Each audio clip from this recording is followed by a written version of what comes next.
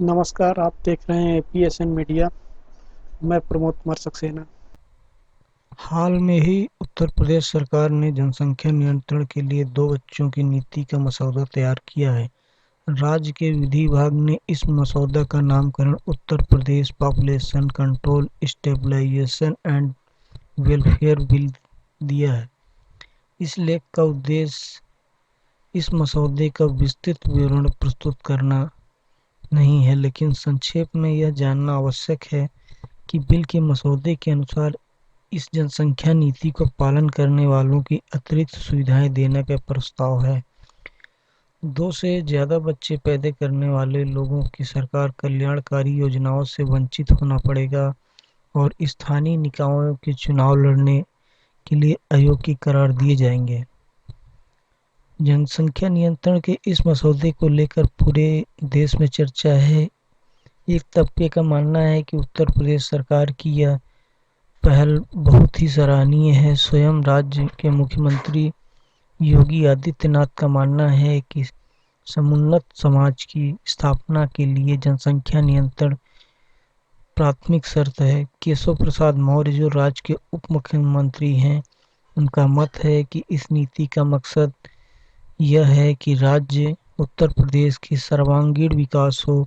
वहीं दूसरा तबका, जो इस नीति का विरोध करता है, उसका मानना है कि अनिवार्य जनसंख्या नीति या दूसरे शब्दों में बलपूर्वक जनसंख्या नीति भारतीय संविधान द्वारा प्रदत्त मानव अधिकारों का उल्लंघन करता है। इस तबके का इस नीति के विरोध में और भी कई तर्क हैं। सवाल यह है कि क्या भारत में या भारत के किसी राज्य में अनिवार्य जनसंख्या नीति की आवश्यकता है? इस प्रकार की नीति से भारतीय समाज का कौन सा तबका सबसे ज्यादा प्रभावित हो सकता है? अनिवार्य जनसंख्या नीति का दूरगामी प्रभाव क्या हो सकता है? जनसंख्या नियंत्रण के इस नीति का क्या विकल्प हो सकता है? क्या भारत या भारत के किसी राज्य में अनिवार्य जनसंख्या नीति की आवश्यकता है? इस प्रश्न का उत्तर आंकड़ों और तथ्यों के द्वारा दिया जा सकता है। उससे पहले यहाँ पर यह बात चर्चा करने की आवश्यकता है कि भारतीय संविधान में 7वीं अनुसूचित में निहित समवर्ती सूची केंद्र और राज्यों को जनसंख्या नियंत्रण पर कानून बनाने की अनुमति देता है। केंद्र स्तर पर 1951 की पहली पंचवर्षीय योजना में जनसंख्या नियंत्रण पर पहला कदम उठाया गया। इसमें परिवार नियोजन पर शोध और जनसंख्या को देश की अर्थव्यवस्था की जरूरत के स्तर तक लाने का लक्ष्य रखा गया। बाद के वर्षों में कई राज्यों में, जैसे राजस्थान 1992, उड़ीसा 1993, आंध्र प्रदेश 1994, उत्तराखंड 2002, महाराष्ट्र 2003, गुजरात 2005, बिहार 2007 और असम 2017 ने बच्चों की नीति लागू किए हैं। इन राज्यों का इनका कितना अमल हो रहा है, यह अलग विमर्श का विषय है। उत्तर प्रदेश इस सूची में शामिल होने की कतार में है। अब हम पुनः मूल मुद्दे पर वापस आ जाते हैं। यूएन वर्ल्ड पॉपुलेशन प्रॉस्पेक्टस 2019 के आंकड़ों के अनुसार 1.37 बिलियन आबादी के साथ भारत चीन के बाद विश्व का दूसरा सबसे बड़ा आबादी वाला देश है। इसी संस्था के अनुमान के मुताबिक 2027 में भारत की कुल आबादी चीन की आबादी से पार कर जाएगी। तो उपयुक्त आंकड़ों के आधार पर यह मान लिया जाए कि भारत में जनसंख्या विस्फोट की स्थिति है। इसका जवाब है इसका जवाब नहीं है। 2011 के जनगणना के अनुसार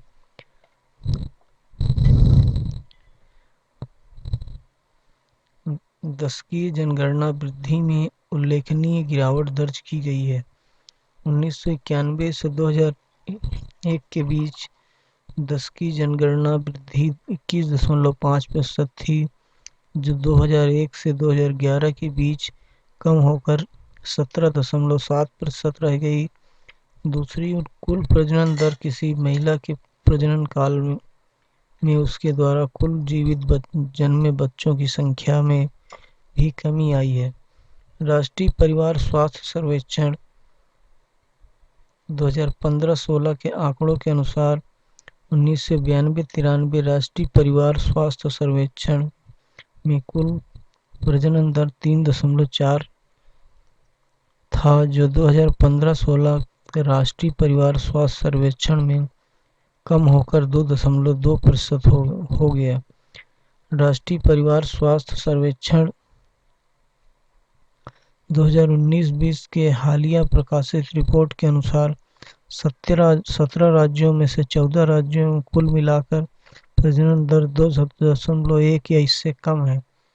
इसका अर्थ यह हुआ कि वर्तमान में भारत में एक महिला अपने प्रजनन काल में औसतन 2.1 या उससे कम बच्चों को जन्म दे रही है। जनसांख्यिकी के रिप्लेसमेंट लेवल फर्टिलिटी एक शब्दावली है। इसका अर्थ होता है प्रति महिला जन्म लेने वाले बच्चों की औसत संख्या।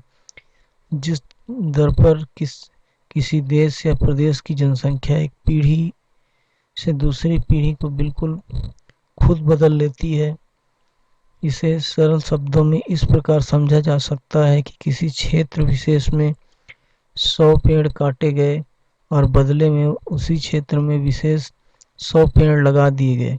ठीक उसी प्रकार किसी देश की एक पिछली पीढ़ी या एक अगली पीढ़ी द्वारा प्रतिस्थापित कर दी जाती है, तो यह कहा जा सकता है कि उक्त देश में रिप्लेसमेंट लेवल फर्टिलिटी को प्राप्त कर लिया। इसका मान 2.1 होता है। जब कोई प्रदेश या देश रिप्लेसमेंट लेवल फर्टिलिटी को प्राप्त कर लेता है, तो इसका अर्थ होता है कि उक्त प्रदेश या देश की जनसंख्या स्थिरीकरण को प्राप्त कर रही है, बशर्ते कि प्रवास भी स्थिर हो। सैंपल रजिस्ट्रेशन सिस्टम 2018 के आंकड़ों के अनुसार भारत की कुल प्रजनन दर 2.2 था, जो कि रिप्लेसमेंट लेवल फर्टिलिटी के बहुत करीब है। इसी केंद्रीय आंकड़े के अनुसार असम और उत्तर प्रदेश में कुल जनसंख्या प्रजनन दर क्रमशः 2.2 और 2.9 है। असम में कुल प्रजनन दर भी रिप्लेसमेंट लेवल फर्टिलिटी के बहुत करीब है। रही बात उत्तर प्रदेश के कुल प्रजनन दर का, तो वह 2.9 है, जो रिप्लेसमेंट लेवल फर्टिलिटी के बहुत करीब तो नहीं है, लेकिन इसमें प्रतिवर्ष गिरावट दर्ज हो रही है। उत्तर प्रदेश के कुल प्रजनन दर 2016 में 3.1 और 2017 में 3, 2018 में 2.9 रहा। स्वास्थ्य और परिवार कल्याण मंत्रालय के अधीन नेशनल कमीशन ऑन पॉपुलेशन ने 2020 में 2011 से 2036 की अवधि के लिए जनसंख्या अनुमान के लिए एक तकनीकी समूह का गठन किया है। इस तकनीकी समूह में अनुमान लगाया गया है कि बिना किसी बलपूर्वक नीति के 2025 तक उत्तर प्रदेश में रिप्लेसमेंट लेवल फर्टिलिटी प्राप्त कर लेगा। इस तरह से उत्तर प्रदेश का कुल प्रजनन दर भी रिप्लेसमेंट लेवल फर्टिलिटी की ओर अग्रसर है, अर्थात स्थिरीकरण की ओर अग्रसर है। उपयुक्त सभी तथ्यों से इस कथन की पुष्टि होती है कि भारत और इसके राज्यों जैसे आसाम और उत्तर प्रदेश में जनसंख्या विस्फोट की स्थिति नहीं है, इसलिए अनिवार्य जनसंख्या नीति की आवश्यकता भी नहीं है। जनसांख्यिकी आंकड़े अनिवार्य जनसंख्या नीति लागू करने की ओर संकेत नहीं करते। अब प्रश्न यह उठता है कि सरकारें, विशेषकर उत्तर प्रदेश सरकार, इस प्रकार के बिल लागू करने के लिए तत्पर क्यों है? इस प्रश्न का जवाब राजनीतिक और धार्मिक संदर्भ में निहित है। इसमें से राजनीतिक संदर्भ सबसे महत्वपूर्ण है। धार्मिक संदर्भ की चर्चा नीचे के अनुच्छेदों में की गई है। राजनीतिक संदर्भ में देखा जाए तो 2022 में उत्तर प्रदेश में विधानसभा चुनाव है। योगी आदित्यनाथ की नेतृत्व वाली सरकार के पास उपलब्धि के नाम पर कुछ खास नहीं है। राज्य में कानून व्यवस्था की स्थिति लचर है कोरोना की दूसरी लहर के दौरान योगी सरकार की लापरवाही और अकर्मण्यता भी जगजाहिर है। ऐसी स्थिति में सरकार कुछ ऐसा कर जाना चाहती है जिससे जनता का ध्यान भटकाकर वोटों का ध्रुवीकरण किया जा सके और विधानसभा चुनावों को जीता जा सके। अनिवार्य जनसंख्या नीति इसी उद्देश्य की प्राप्ति के लिए उठाया गया एक कदम है। इस मसौदे को अगर धार्मिक संदर्भ में देखा जाए तो तथाकथित तेजी से बदली मुस्लिम आबादी से भय है। दक्षिणपंथी समूहों को ऐसा प्रतीत होता है कि मुस्लिम आबादी तेजी से बढ़ रही है। निकट भविष्य में यह आबादी हिंदू आबादी से अधिक हो जाएगी। देश के सत्ता और संसाधनों पर मुस्लिमों का वर्चस्व हो जाएगा। ऐसी स्थिति में हिंदू समाज और संस्कृति खतरे में पड़ जाएगी। क्या इस तथाकथित भय की पुष्टि आंकड़ों और तथ्यों से होती है? चलिए इसकी पड़ताल करते हैं। राष्ट्रीय परिवार स्वास्थ्य सर्वेक्षण 1992 से 93 के आंकड़ों के अनुसार हिंदू और मुस्लिम धार्मिक समूहों का कुल प्रजनन दर 1992-93 में क्रमशः 4.4 और 3.3 था और उस समय दोनों समूहों के कुल प्रजनन दर में अंतर 1.1 था, अर्थात प्रत्येक मुस्लिम महिला एक हिंदू महिला की तुलना में अपने प्रजनन काल में 1.1 ज्यादा बच्चे को जन्म दे रही थी। राष्ट्रीय परिवार स्वास्थ्य सर्वेक्षण 2015-16 के अनुसार हिंदू और मुस्लिम धार्मिक समूहों का प्रजनन दर क्रमशः 2.1 और 2.6 था और दोनों समूहों में कुल प्रजनन दर में 0.5 का अंतर था, अर्थात इस आंकड़े के अनुसार प्रत्येक मुस्लिम महिला एक हिंदू महिला की तुलना में अपने प्रजनन काल में 0.5 ज्यादा बच्चे जन्म दे रही थी।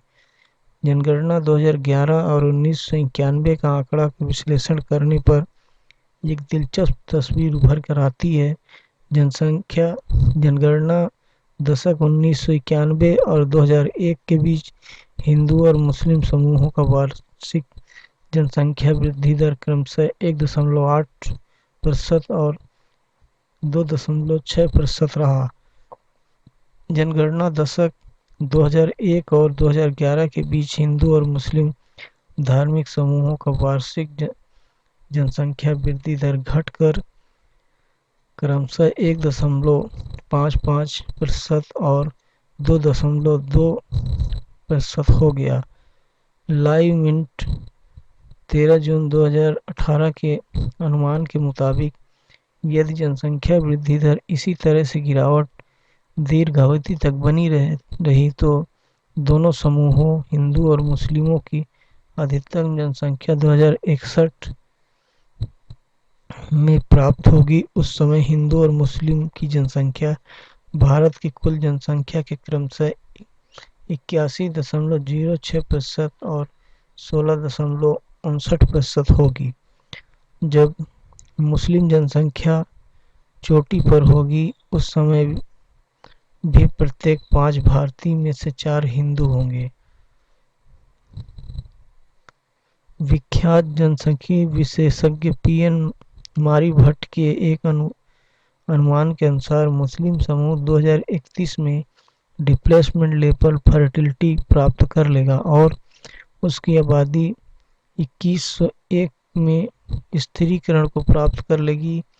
उस समय मुस्लिम आबादी भारत के कुल आबादी का 18.8% हिस्सा होगी।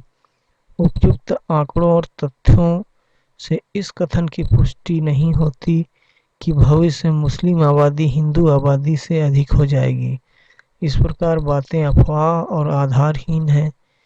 सामाजिक विज्ञान के क्षेत्र में हुए कई शोधों से यह तथ्य स्थापित हो चुका है कि दलित, आदिवासियों और पिछड़े वर्ग में गरीबी और अशिक्षा अन्य समूहों की तुलना में कई गुना ज्यादा है। बहुचर्चित सच्चर कमेटी रिपोर्ट न्यायमूर्ति राजेंद्र सच्चर कमेटी रिपोर्ट नवंबर 17, 2006 को प्रधानमंत्री को सौंपा गया था। इसके अनुसार मुस्लिम समुदाय सामाजिक, आर्थिक और शैक्षणिक स्थिति में दलित और आदिवासियों से भी पीछे है। इस प्रकार दलित, आदिवासी, पिछड़ा वर्ग और मुस्लिम समुदाय भारत के अन्य समुदायों में सामाजिक, आर्थिक और शैक्षणिक स्तर पर पीछे हैं।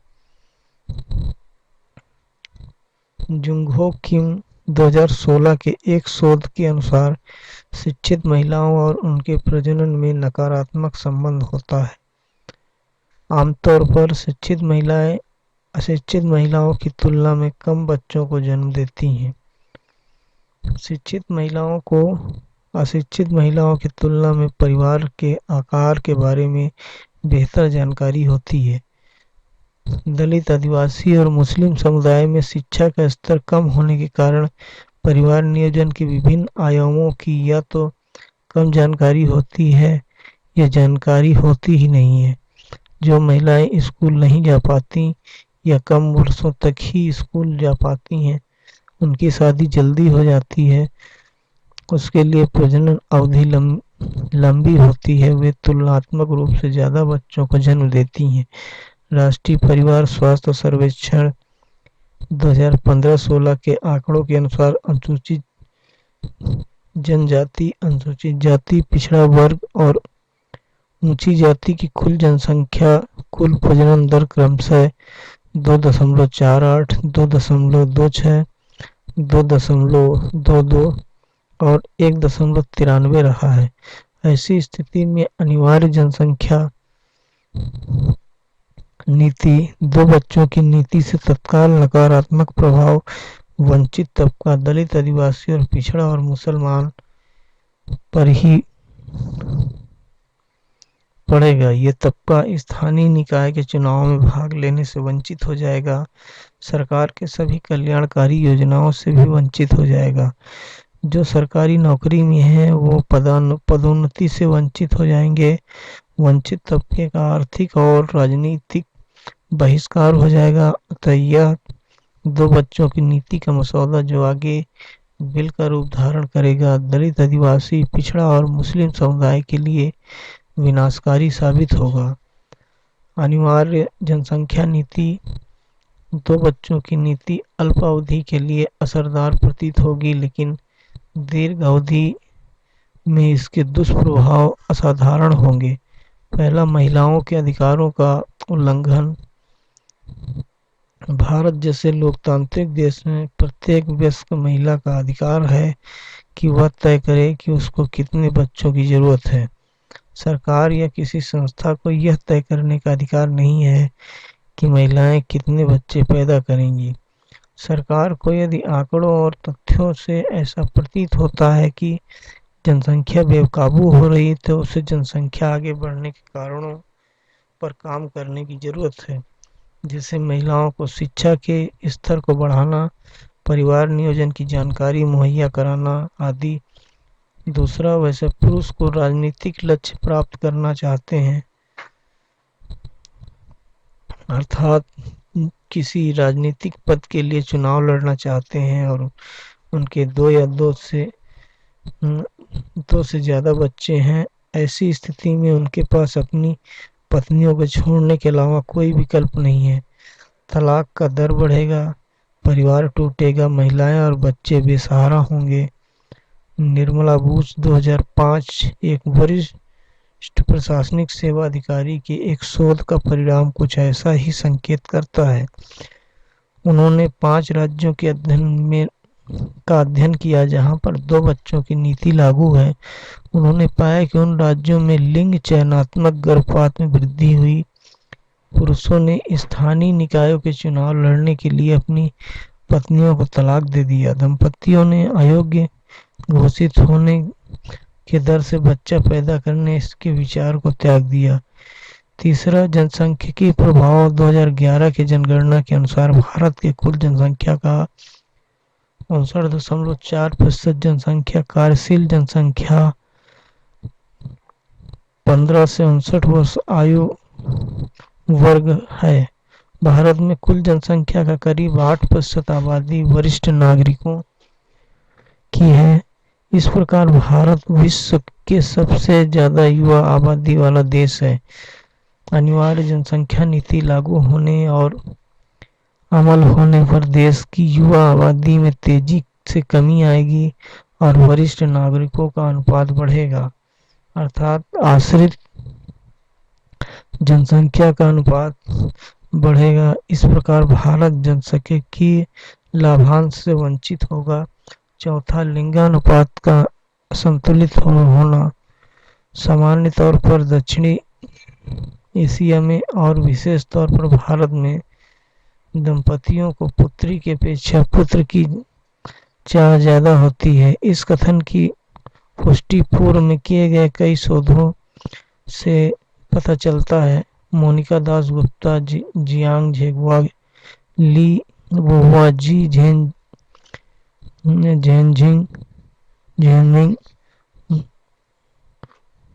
वोजिन चुंग और बाय हवा ओके 2003 के एक शोध के अनुसार भारत में दहेज, चीन में प्रजनन दर पर सख्त कानून और दक्षिण कोरिया में पितृसत्तात्मक समाज के कारण लड़कियों पर लड़कों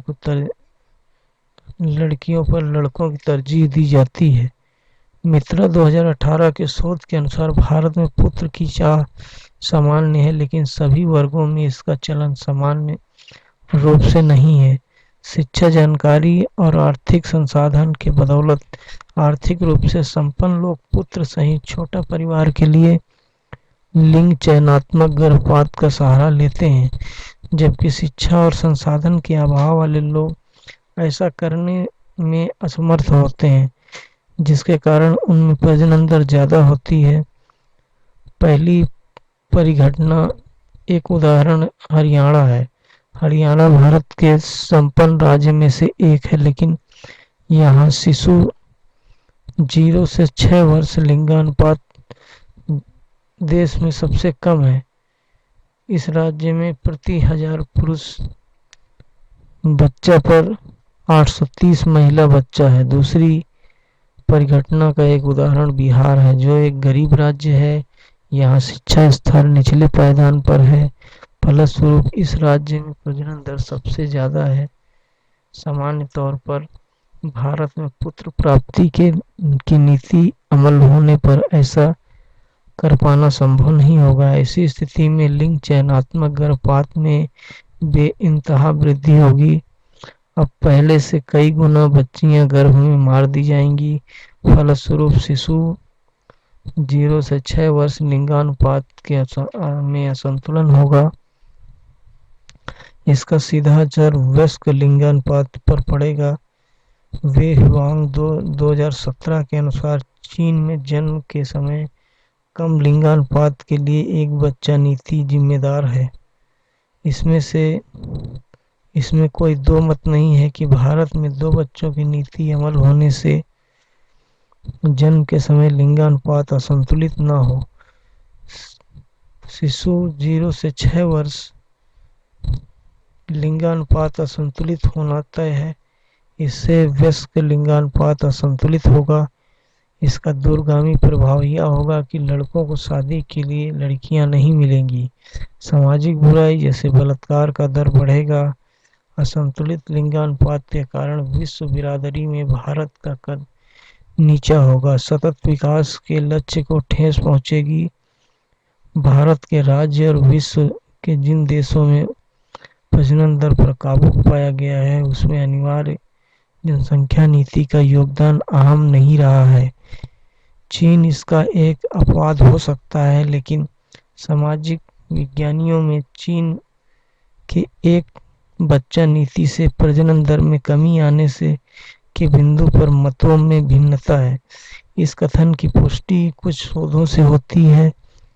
चीन के एक बच्चा नीति पर व्हाइट, वांग और योंग 2015 द्वारा किए गए शोध यह बताता है कि चीन के प्रजनन दर में 1990 के शुरुआती दशकों में कमी तेज आर्थिक वृद्धि से हुआ, न कि देश द्वारा थोपे गए अनिवार्य जनसंख्या नीति से।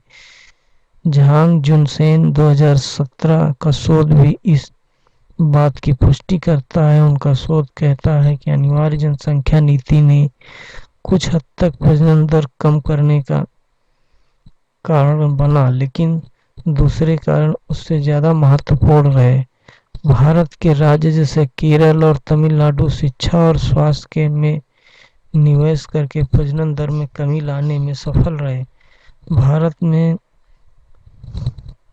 की तुलना में कम संसाधन वाले देश जैसे श्रीलंका में शादी की उम्र बढ़ने से बांग्लादेश और इंडोनेशिया में गर्भ निरोधकों में भारी निवेश करके बिना किसी अनिवार्य जनसंख्या नीति के अपने देश में प्रजनन दर में कमी लाने में सफल रहे। भारत में भी बिना अनिवार्य जनसंख्या नीति के प्रजनन दर में कमी लाया जा सकता है। इसके लिए नीति नियंताओं में इच्छा शक्ति चाहिए। कुछ क्षेत्रों में ईमानदारी से पहल की जरूरत है। पहला, लड़कियों की उच्च शिक्षा को बढ़ावा देना। सामाजिक विज्ञानियों ने शिक्षा को एक मैजिक बुलेट माना है। इस बहुआयामी सकारात्मक प्रभाव इसका होता है। उच्च शिक्षा और शादी के समय में विलोम संबंध है। उच्च शिक्षा प्राप्त कर रही लड़कियों में देर से शादी करने की संभावना ज़्यादा होती है। जल्दी शादी की तुलना में देर से शादी होने पर प्रजनन अवधि कम होती है, जिस कारण प्रजनन दर भी कम होता है। उच्च शिक्षित महिलाओं को परिवार नियोजन के विभिन्न आयामों की जानकारी होती है। वे इसका उपयोग कम बच्चा पैदा करने और दो बच्चों के बीच अंतराल रखने के लिए भली भांति कर पाती हैं। दूसरा, पितृसत्तात्मक संरचना को कमजोर करना। औसतन भारत में एक महिला को यह स्वायत्तता नहीं होती कि उसके कितने बच्चे पैदा करने हैं। उस महिला को ससुराल वाले तय करते हैं कि उस महिला को कितने बच्चे पैदा करने हैं। उच्च शिक्षा में ही महिलाएं सशक्त होंगी और पितृसत्तात्मक संरचना को तोड़ेंगी। तीसरा, दंपतियों को विविध प्रकार के गर्भ निरोधक मुहैया कराना। इस दिशा में निवेश की बहुत आवश्यकता है। दंपतियों के लिए गर्भ निरोधक के विविध प्रकार उपलब्ध होने चाहिए, जिससे वे अपनी पसंद और सुविधा के अनुसार चुन सकें। अगर उपयुक्त बिंदुओं पर गंभीरता से अमल किया जाए तो अनिवार्य जनसंख्या नीति, दो बच्चे की नीति की आवश्यकता नहीं होगी।